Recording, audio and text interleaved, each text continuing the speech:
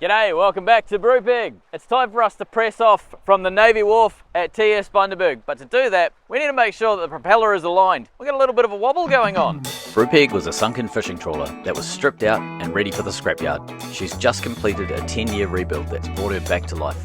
With the help of volunteers and funded by our Patreons, community and subscribers, she'll be crewed by passionate people from around the world. If you'd like to be involved and support the project, please consider joining us on Patreon or subscribe to the channel. There's a link in the description below. A quick recap from last week. Alright, so what's actually going on in Brupeg's engine room? This is our propeller shaft. So this is the propeller shaft here. This is what spins to turn the prop. This is the coupling that basically bolts the propeller shaft onto the gearbox. Now you can see down here we've got 1, 2, 3 pieces of metal, so 3 different flanges. This is the propeller shaft coupling, this is imperial. This is the gearbox coupling, this is metric, and this piece of steel here is an adapter that allows us to join imperial to metric. Now, what's going on is this whole assembly here, when it's rotating, it's wobbling side to side like that. It's easy to get it wrong, and it's very hard to get it right. It's not to say we can't get it right on the boat. We had it absolutely like as good as you could humanly get it before, without using like lasers and things like that. We had it within a quarter of a thou, which is incredibly good alignment for something like this.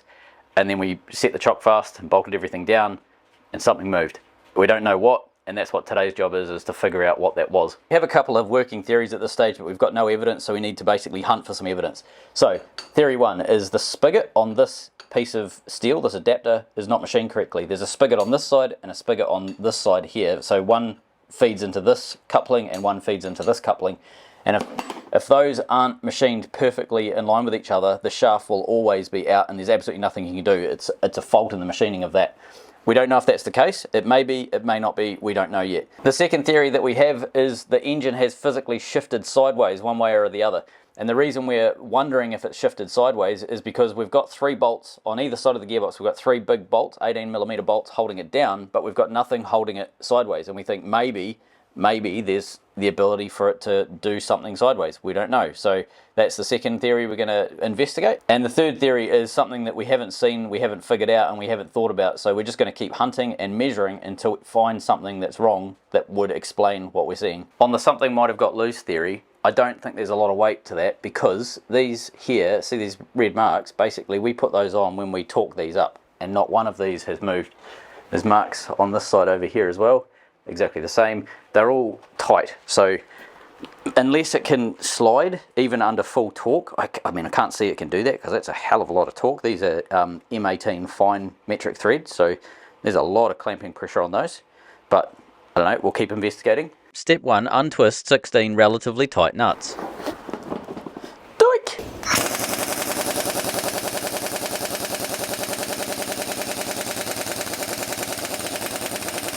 Right, well that's going to present its own challenges, I suppose. This 3/4-inch rattle gun delivers 1180 foot-pounds of torque. It's an Ingersoll Rand, so I believe those numbers are actually true. Yeah, I don't know if I can deliver 1180 foot-pounds of torque, but we're going to have to figure out a way. Oh, yep. I mean, that's certainly on there. Oh, we Loctited them. That's why they're quite tight. Alright, so we might need heat. Part of the challenge that we're coming up against with these bolts is they're quite tight. 1180 foot-pounds on our 3/4-inch rattle gun is clearly not enough to move them. And that's because we put this stuff on. This is permanent thread locker.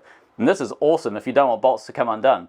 And it's absolutely not awesome if you want bolts to come undone. However, this does have one thing it can't survive. Heat! Now there's nothing in here that can't get hot. This is all solid stainless, solid mild steel, solid mild steel, solid mild steel, and that will go right the way in. So that's going to be a huge heat sink. All of this will be a huge heat sink. So the heat will be quite localized. All we're trying to do is destroy the bond that this has against the steel. So let's see if it's going to work. I'm not sure how hot we have to get this. Maybe take a couple of goes at it. That's not all of the heat in the world at once. See if that's enough.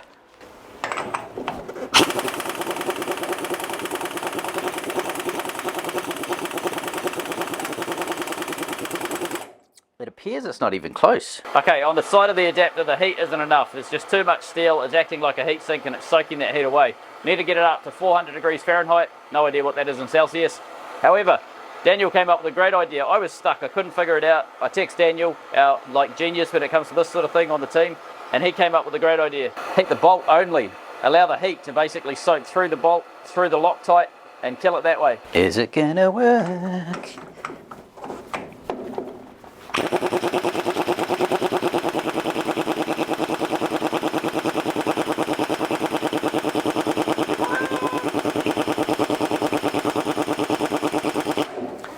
Okay, also no. Most engineering jobs are pretty simple until you start doing them, and then they turn out to be quite a bit more involved than you thought. We need to get a lot more heat into these bolts, and my little map gas torch, it's not touching the sides, and I've got a really powerful rattle gun which isn't able to crack it off without even the moderate heat that I can put in with that map gas. I don't have oxy on the boat anymore, so we were donated an amazing oxy torch set by Mark and Dawn. However, we don't have the bottles because we haven't used oxy in nearly 2 years since having that set. We've used it a couple of times, but we had to basically rent the bottles. So we gave the bottles back, and we no longer have oxy on the boat. But what we do have is a TIG welder. Now these bolts, the difficulty we're going to come up against is these are galvanized. They're covered in zinc basically. So if you've ever done any zinc welding or galvanized steel, if you welded any galvanized steel, you'll know how difficult that can be. And if you're in a position where you've made a number of choices in your life which has led you to a position where you've never welded galvanized steel before, just take a moment and congratulate yourselves. You've done very well. Welding galvanized steel is the welder's equivalent of eating gravel in the middle of a snowstorm while someone that dislikes you kicks you in the shins. What we're trying to get is a good couple of 100 degrees of temperature soaking into these bolts and then spinning out the thread so that it destroys the liquid that was put in the threads. Now we're probably going to ruin the bolt by doing this. That's okay, we can replace those pretty easy. I'm putting a lot of heat into this. There's a lot of metal which is going to soak away the heat, hence the high temperature I'm putting in. Come on.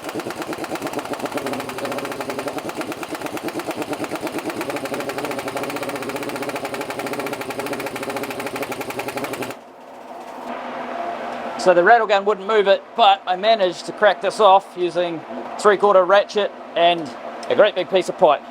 This will easily do it. Ha-ha! The thread is in pretty good condition. These pry bars were donated by Dennis. Thank you, Dennis. These things have come in very handy. Alright, get that in there. It's a very finicky spot. There it is, right there. Put that in there. It allows me to get this hot, get the bar onto it, and then get it loose pretty much straight away. So technique sorted, weld it, crank it loose with a bar, and then get the rattle gun in there and open it. Weld the next one, crank it loose with a bar, and do that 8 more times.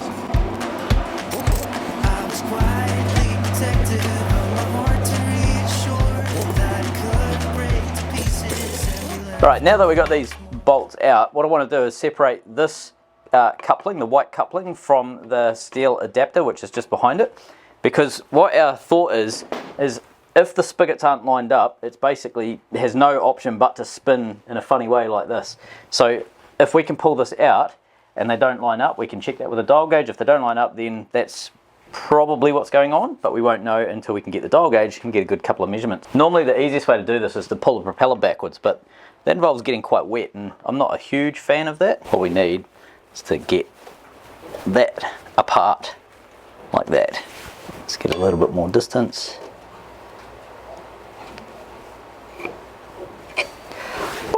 I think I've found the problem.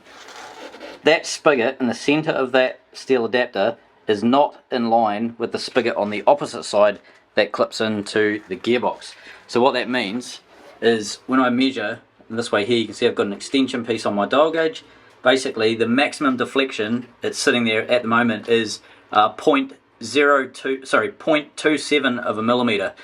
So what's that? That's about 4.8, close to 9.5 thou out. So what this means is I need to do a few more measurements just to be absolutely certain of what I'm seeing, but I'm pretty confident that the problem is the adapter spigot has not been machined good enough. It's basically the centers are offset, so it doesn't matter how good I aligned it. As soon as I bolted them together, there's not a chance that they would have been in alignment, and that's what's causing the problem, I think. Let's do some more investigation just so that we're certain. So it's the following day and I've slept on the idea of this shaft misalignment thing, and I've just been racking my brains of all of, basically the thought that I have in my head is, where am I wrong? Like, what have I missed? Is there anything, like, if I was to be brutally honest, like, have I done a good enough job? Where have I missed the problem? Is there something that I'm not seeing? And is there something that I don't know, if that makes sense? And I'm getting more and more confident that the spigot being machined on either side, not being machined in center, so one of them's higher than the other or whatever, so as they start to rotate, it basically does this, and there's no way that I could adjust that. And what I was thinking is that when we did the shaft alignment last time, we got it absolutely perfect, and then we poured our chock fast, bolted the shafts together, and then it was out. And it didn't make any sense to us, because we thought, well, why on earth would it go out? It must have been something we did, it must have moved.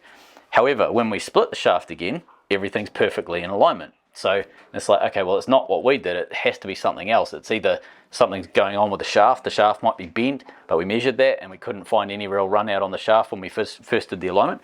The only thing we didn't check was the actual spigot, center to center machining of that spigot on the adapter. And I was thinking about it, if the center was perfect and the gearbox or the engine or what have you had moved off to one side, if I measure it and spin it round, it should measure perfect, because the centers won't be moving. Like if they're wrong, they'll be moving like this. If they're perfect, they'll be moving in unison with each other. However, again, if they're offset, it doesn't matter where I measure it, it will always show that number being out, that amount being out. And the fact that it's too much of a coincidence that what I was measuring on the side of the gearbox was 0.25, it was 0.255 of a millimeter is what I was seeing side to side wobble. And then when I split everything apart, I managed to get 0.28. So take a little, obviously the prop was holding it a little bit stiff, a couple of 0.03 of a millimeter stiffness, if that makes sense. But once I took all of that out and allowed it to just do whatever it's going to do and be as bad as it wants to be, that's when I was getting the 0.28 millimeters of misalignment.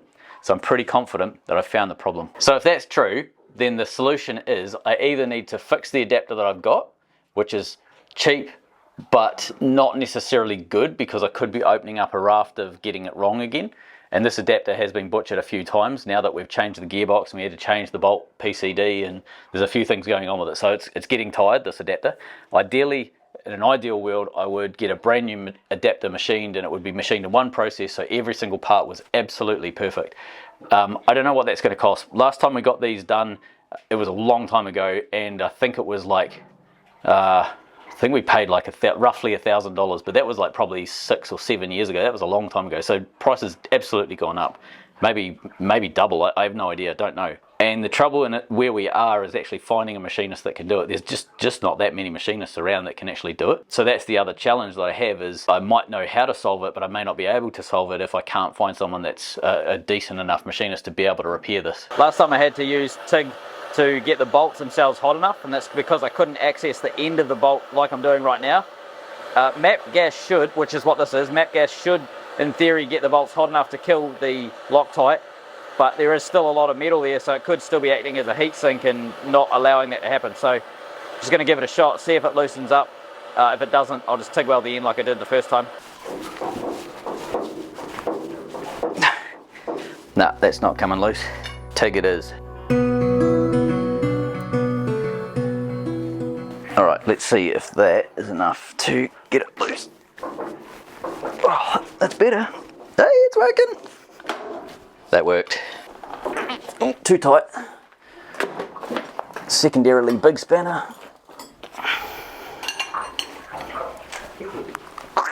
Done. That's our process.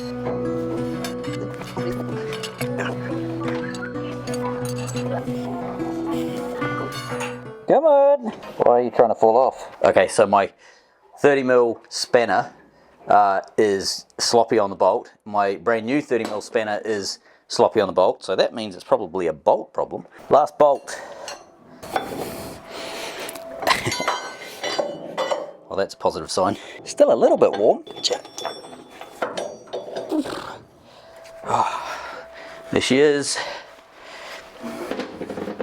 I think that's the problem. This outer diameter of that there is not perfectly in line with the outer diameter of that there. And because of that, when I get the other side lined up to the gearbox, this is spinning like that. And this is the thing that does all of the alignment between the shafts. The bolts don't do anything. The bolts just act like a clamp. They just hold everything together. But this here basically is what does the alignment. So if that's machined differently to the one on that side, it's never going to work. So we managed to find a machinist that was able to repair the adapter that we had. It was much cheaper than we thought. Came in at 560 bucks, which was roughly half what we thought it was going to be, which was awesome, given that the boat's community funded. We're pretty careful about every dollar that we spend on the boat. We also have to replace the bolts. Because I TIG welded them, I killed the heat treating on the bolts, and at that stage they're no longer a high tensile bolt. They're not strong, they're just mushy old steel at that point. So we needed to get some new bolts and cut them down to length. Down here I've set up my little grinding tent. So we have our adapter. We have to grind up our bolts here, these guys here. So we've got 1-inch UNF and 20mm M20 fine thread, so two different sizes, so gearbox and propeller shaft. Essentially what we need to do is skim a bit. I've already started, you can see that one here's had a little bit ground off, but I've already started basically skimming them down to length, and we do that with the big stone on the grinder. So these bolts are far too long, so I've wound that in so that it's flush on that side. And we have to allow no more than 30mm for the flange, so there's about 5 or 6mm up here that's excess, so we have to take that amount off the end of the bolt. Now we do have to allow for the spring washer, these guys here, which is 5mm thick. This is actually the one off the 1-inch, not the 20mm, but they're basically 6.4mm for the imperial and they're 5mm for the metric, so we have to allow 5mm. So we actually are only taking a couple of mil off each bolt, so it's very close. This is my grinding jig. So we have a normal 200mm grinding wheel. It's a new one, so it's nice and flat across the front. I've got a 25mm hole drilled in a block of wood, clamped to our stand, and then I can just feed a 25mm bolt in, spin it around by hand, and you can see it's touching on that wheel. Now, this is how it works.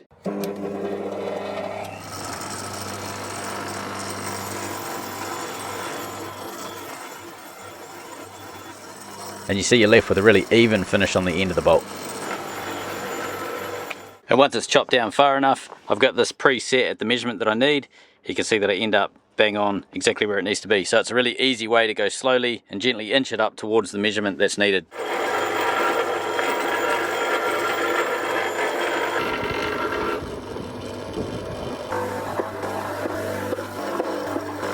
With the 1-inch imperial bolts now complete, it's time to move over to the M20 metric bolts and make a new jig. And because these bolts are quite a bit longer than the imperial bolts, I'm able to use the drill to just keep that rotation nice and smooth and keep the pressure on these bolts, and we can grind them much faster.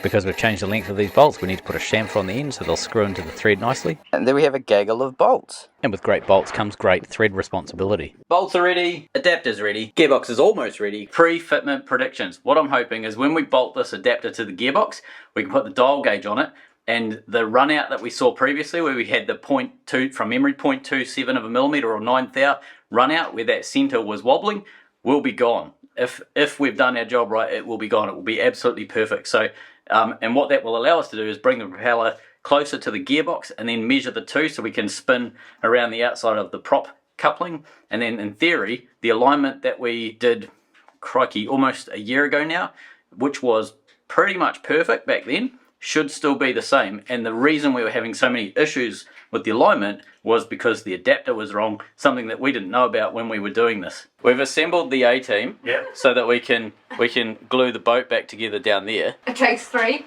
1 to heave and 2 to cheer. 2 to go. Hey, you missed a bolt. Well, you've only got 1 in. All right. You're excited. Oh, yes.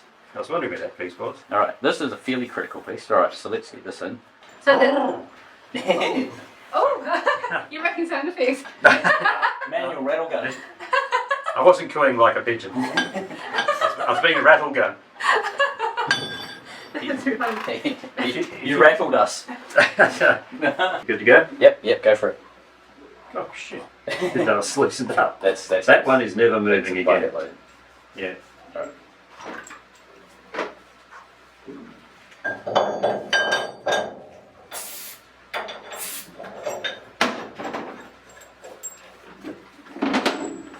Nice. Nice to see.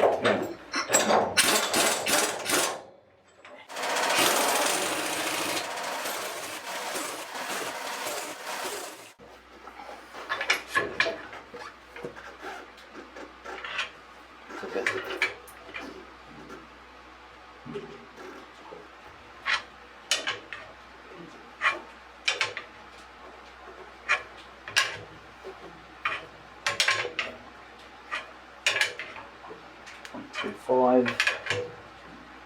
Actually, exactly the same as we were. Oh, that's so far out. So you're assuming that the outside surface is perfect? It should be. He machined it, so it should be Huh. perfect. What if we, I know it's rough, but if we go onto the rim of the, Here, yeah, it'll jump around a bit, but what if we see the same trend? Yeah, you can get an average here.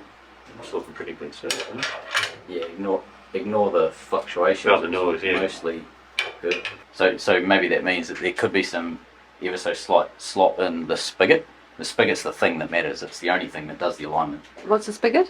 Spigot is the little piece of metal that sticks out either side of the adapter. So one protrudes into the prop shaft coupling and one protrudes into the gearbox coupling, the two flanges. The bolts don't do anything to align it. The bolts only act as a clamp. The spigot is the thing that does all of the connecting and aligning. So what are you saying? So this is a spigot here. It's a piece of metal that sticks out from the face. This is the bolting face here, and this is the spigot face. It sticks out about 5mm, 6mm, and it goes into this recess here. You can see this recess on that gearbox flange there.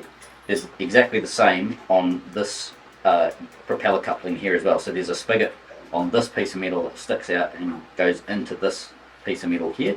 And that spigot, the one on either side, is the only thing that does the alignment. The bolts don't do anything. The bolts just basically clamp it together. They don't do anything regarding alignment. They're completely irrelevant. The only thing that aligns a shaft like this is the spigot. It's got it. He measured it out like you measured it. It was exactly the same measurement, right? So it's Yep. got to be. It's got to be that.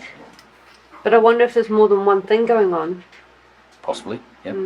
Whenever you try and dial something up, like a shaft like this, you always want to have your pointer basically trying to go through the centre line of the shaft, which is obviously down here somewhere. If you have it up here or down low, you always get a really dodgy reading, whereas if you have it directly at like the 3 o'clock, 6 o'clock, 9 o'clock, 12 o'clock, and you're trying to aim, if you're at 3 o'clock, you try and aim for 6 o'clock, if that makes sense. You try and aim right across the centre line, just so you get a good reading. The other side is this is not a precision bearing. This is a flat packing with grease. So this could move. Like the thing that sort of interests me is that the measurement that he got was the same as you. Yeah. And that was out. So then surely that being Well, in will make a difference. But like you said though, there could be more than one thing happening at Yeah, once. yeah. Like the adapter was definitely wrong. So he found that and I found that and the measurements were the same. But that doesn't mean to say that something else is wrong and it's a red herring. Like, do you know what I mean? It's throwing us off. We're just having to find something else problem-wise. Yeah. So I suppose process of elimination, eh? Yeah, the thing's too long. I can't roll it, but I can lift it, I can do each step. roll it around a bit. Yeah. 0.1, 0.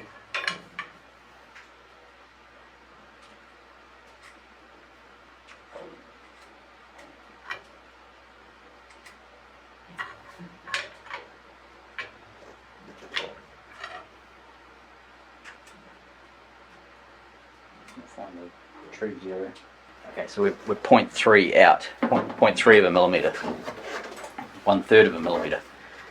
But again, this is not a precision bearing. This is just a sloppy old flax packing with grease. So you could easily be getting 1/3 of a millimetre out of that. So another thought, Yeah. if we had say 4 goes at coupling with the spigot into the gearbox there, Yeah. so is that a straight alignment right now? We'll go straight in without hitting the lip. Pull it back, go 90 degrees, try the same, pull it back, try 90 degrees. Right. And if it's a nice slot All the way around. all the way around, then I think we're good. Yeah. Or if it's out of alignment, you're going to hit a lip Yeah. on one of those. Yeah. I'm thinking. The good thing is that unless we destroy all of the chock fasts, we can't alter anything. But I had the spigot on the gearbox and I spun it and then measured it, and that's how I got my 0.28 of a millimetre out. So I'm measuring basically, call it a 0.3. He got the same. Yeah. But I'm also measuring 0.3 right now by fitting it onto the prop shaft. And when I did my earlier measurements before we got the spigots, before we got the adapter machined, I was getting that measurement, but it was completely independent of the prop shaft. It wasn't bolted to it. Yep. So it had no relationship to it. Yeah.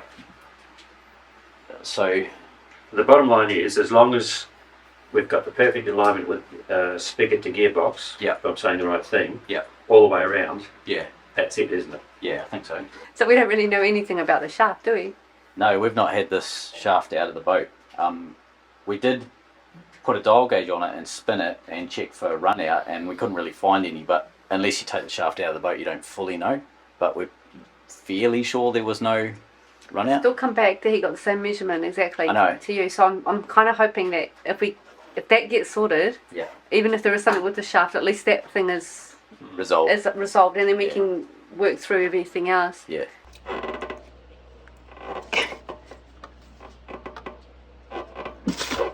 Wow, look at that. The shaft is perfect. That's really good. Oh, that's me falling off the taper. Here we go. Yeah. No, the shaft's perfect. We need to warn the fish, get away from the prop.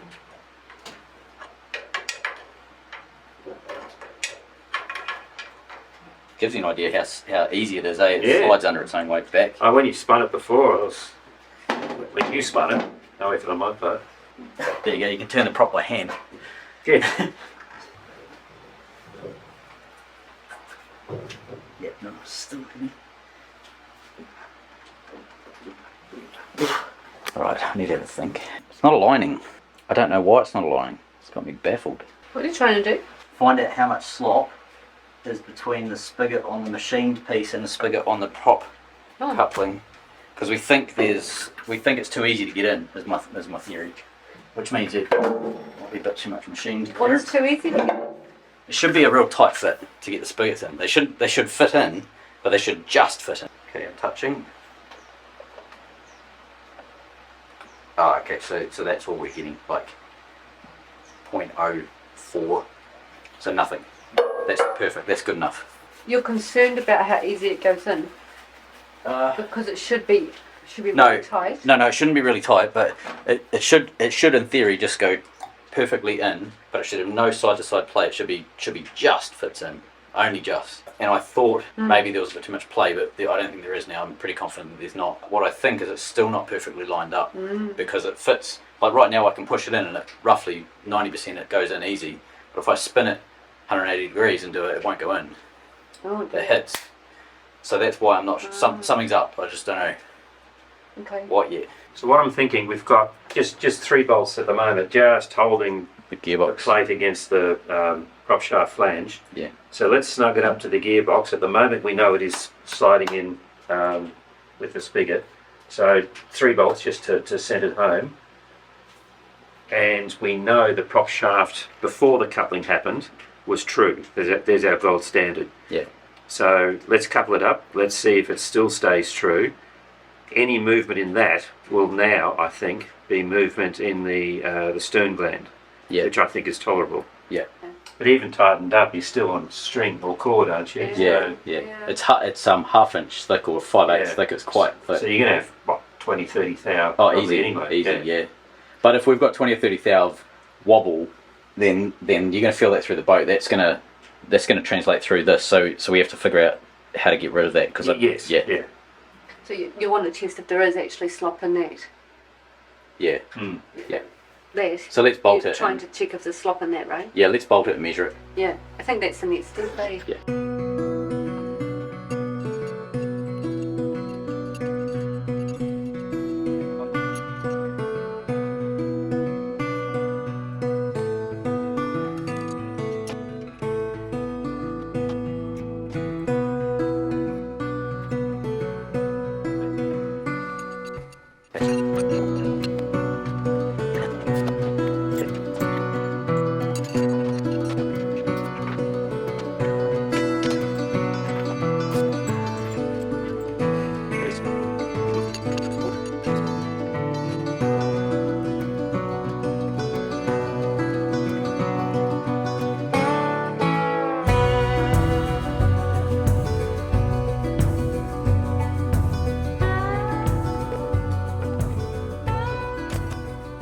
We've moved the prop coupling back so that the spigots are disengaged, and we're still seeing 2 thou side to side, so we're not seeing massive differences. So we think that maybe the coupling's actually okay. Yeah, I'm wondering that. So that gap there is 155, and you do the same on the opposite side. We've got 153, so we're within 2 thou.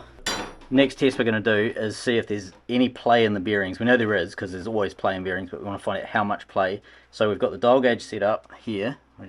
You can't see the numbers because it's facing the other direction, but we've got the dial gauge set up on the internal spigot for the gearbox.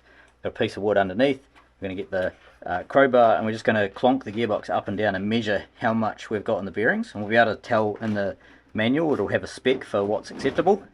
So we'll make sure that the bearings are okay, and we'll be able to see, is that giving us any jip. That's all you got. 0.03 of a millimetre. Yeah. That's perfectly fine. Alright, new day, new bunch of ideas. So we've got the adapter loosely bolted in. You can see these aren't super tight. It's loosely bolted in. There's a couple that are nipped up just to hold it. And we've got one bolt here, one bolt 180 degrees on the other side just to hold it connected to the gearbox. But the spigot, probably can't see it down there, but basically the spigot, there's a little bit of an air gap. It's not connected. So the adapter can actually move sort of freely. And what we're doing is making sure there's, if any slop in the actual spigot itself is causing any issues. So what we've got now, we've got it zeroed up. We've got it loosely bolted to the prop flange and not connected to the gearbox, if that makes sense. Now we're going to spin it 360 and see how much run out we've got on this outside here. Then we can bolt it to the gearbox and do exactly the same test, and we can see how much the connection between the two is interfering with the measurement. I was quietly protective of my heart to reassure that I couldn't break to pieces and be left alone once more. If you hadn't been so patient, you'd be easy to ignore. You put up with all my till you didn't anymore. And now I stand here calling at your door. Oh, now I stand here calling at your door. Yeah, I'm yours. Anywhere you But the specs basically, the faster the shaft spins, the better aligned it has to be. And we found this is a metric chart, so 0 RPM up to 1000 RPM. So this propeller shaft only ever spins at a maximum of 450. So it's half of this. So in theory, the measurements could be worse than what they're showing here. We've got 0.15 millimeters maximum deflection, and these are showing 0.13. That's for side to side alignment. So we're slightly above spec, but at the same time we're half of the speed, so we could probably accept that. The angular misalignment, so that's the two faces of the flanges, if they're slightly off on an angle, like the engine's tipped down at the front or tipped up or what have you, that misalignment is 0.1 of a millimeter, so that's roughly 4 thou if you're working in imperial. And last time we checked, we were around 2 thou, so we're half of what they're saying. So which is a good thing. Like the lower that number, the better that you got it. So we're at about 0.05. So we think we're pretty much bang on alignment now.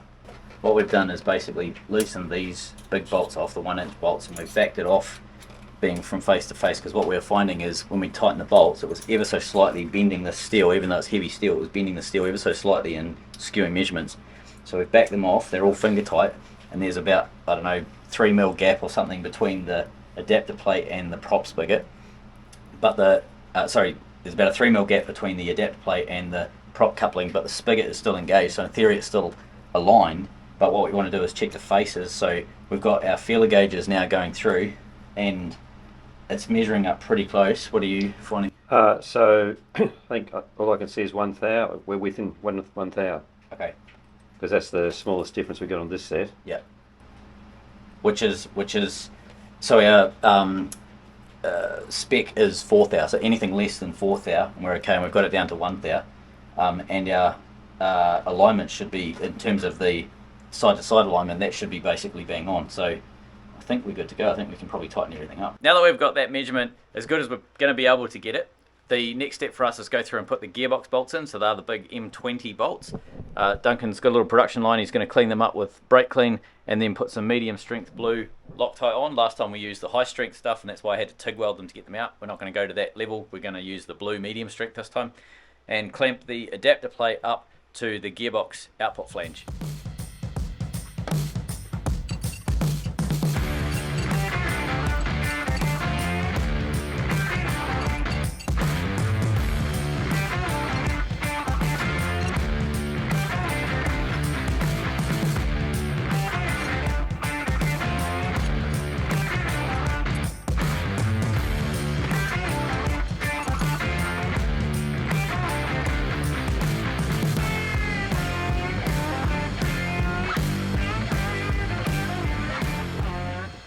Well, overall, that's out by 0.06 of a millimetre. That's just not good enough. Tooth out. Yeah. Let's just break chock fast and start again. Yeah, no worries. I'm really happy. I remember Gary talking about the alignment and his expectations, and he's so experienced with trawlers particularly. So I'm really happy. But it depends whether you guys can live with it. Can you live with those numbers? Those numbers are a lot bigger than 0.0001. The only possible thing we can do now, I think, is unrattle those bolts, because I actually do think we've been chasing our tail a little bit. Yep. Undo those bolts. Maybe we can get a little bit of sideways out of the coupling, but I also think... He's doing it again, Jess. We were here yesterday. You missed the but I also think we're chasing our tails. I feel like we've had this exact conversation 24 hours ago. 24 hours ago. That's right. All right, Daniel, book it. This is a difficult conversation because of our personalities, not because of the boat and the alignment. Okay, we're going to call it, yes? Can we agree? We call it. All right, well done. Let's That's call it. brilliant. With the popular vote counted, it was time to rattle these bolts tight and call it done.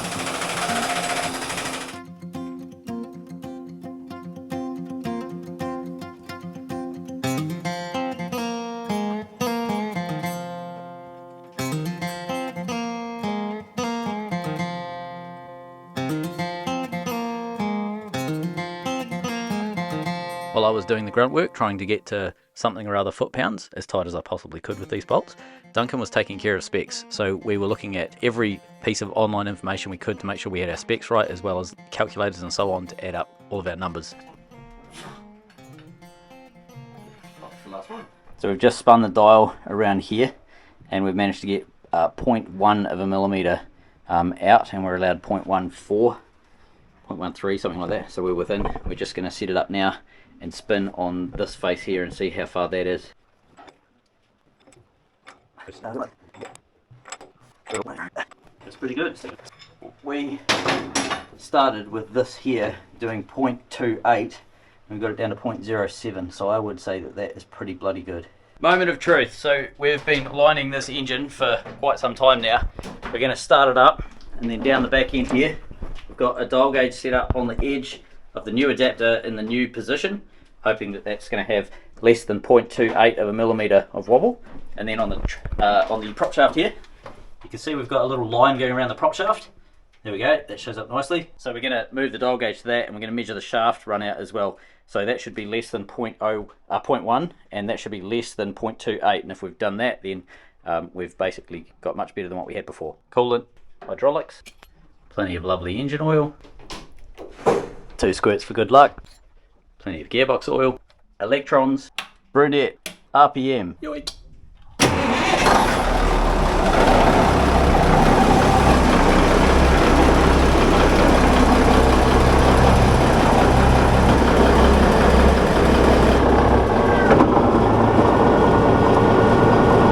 That same reading in slow-mo. Now when you're reading a dial gauge when something's spinning, you're always going to get the needle bouncing a bit, so ignore the noise. You're wanting to look for the averages. So when we average this out, we're moving about 0.07 of a millimetre in total. And when we swap over to the propeller shaft to see how much run out we have in real life, we're seeing about 0.01 of a millimetre, or maybe just a touch over 0.01 of a millimetre. Pretty happy with that, I think.